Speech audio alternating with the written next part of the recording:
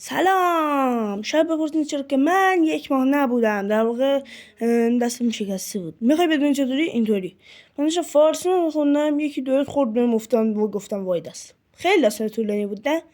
حالا که اینقدر داستان طولانی بود، حالا با اعتراف کنم که من خیلی تنبلم. چرا؟ تو فقط باید نگاه کنی به من. نگاه کن آخه الان سوال. اینقدر تنبلم که طراحی نکردم توی این مدت.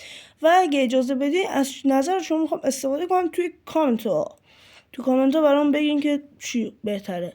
حالا که تو مرامی کامنت گذاشتی، مرامی لایک هم بکن. ها لایک نمیخوای بکنی؟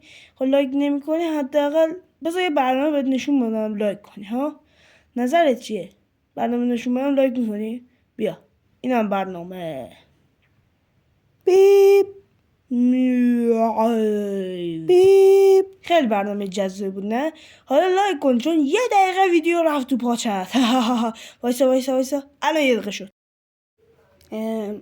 بخشید منتها ویدیو یه ذره کوتاهه، با یه ذره دیگه وایسا نه وایسا دیگه. تو که تا الان نگاه کردی ببین لایک کردی، اگه نکردی لایک کن. خداحافظ.